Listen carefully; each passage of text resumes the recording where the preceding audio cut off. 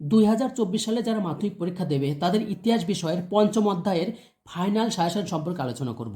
আর এই সাজেশনগুলো কিন্তু 5 বছরের প্রশ্নপত্রকে অ্যানালাইসিস করে তৈরি করা হয়েছে। আর এই সাজেশনগুলো যদি পড়ো তোমরা কমন পাবেই পাবে, এটা 100% গ্যারান্টি দিচ্ছি আমি, ঠিক আছে। আর আমি যেগুলো আলোচনা করব সেগুলো হচ্ছে কি 2 মার্ক, 4 মার্ক এবং 8 মার্ক।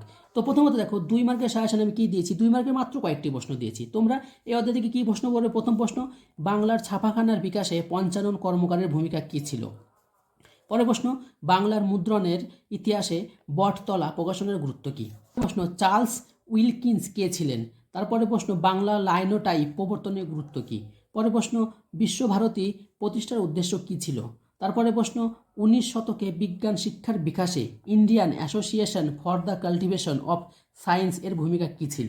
পরের প্রশ্ন, ঔপনিবেশিক শিক্ষা ব্যবস্থা ত্রুটিপূর্ণ ছিল কেন। দেখো 2 মার্কের কয়েকটা মাত্র প্রশ্ন দিলাম, এই কয়েকটা পড়লেই কিন্তু তোমরা কমন পাবে।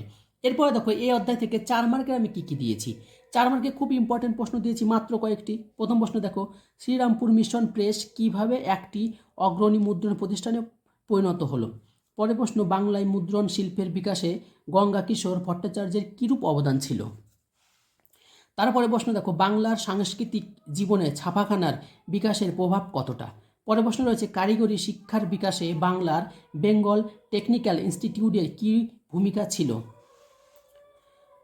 পরে প্রশ্ন পড়বে, ছাপা বইয়ের সঙ্গে শিক্ষা বিস্তারের সম্পর্ক বিশ্লেষণ করো। ভেরি ভেরি ইম্পর্টেন্ট প্রশ্ন এটা, ওকে। এরপর আমি চলে আসছি 8 মার্কের। এই অধ্যায় থেকে 8 মার্কের দুটো প্রশ্ন দেওয়া হয়েছে।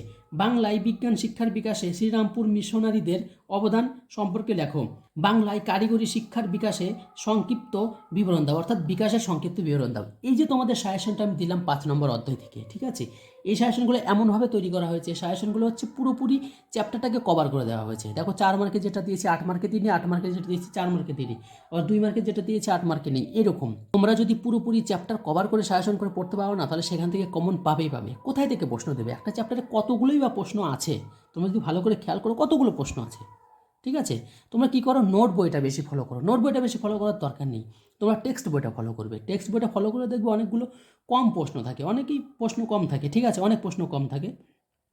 তোমরা কি করবে, টেক্সট বইটা ফলো করবে। ফলো করলে দেখা যায় টেক্সট বই অনেক প্রশ্ন কম, সেগুলোকে ভালো করে পড়ো, দেখবে সেখান থেকেই কমন পাবে, ঠিক আছে। গত বছর আমি কমন দিয়েছিলাম, সেখান থেকে ভালো রেসপন্স এসছে। তো আমি অন্যান্য চ্যাপ্টারগুলো আগেই আলোচনা করে দিয়েছি, তোমরা চাইলে ভিডিও দেখে নিতে পারো, ওকে। পরপর আমি আলোচনা করতে যাব। ভিডিও ভালো লাগলে চ্যানেলটিকে সাবস্ক্রাইব করতে একদমই ভুলবে না।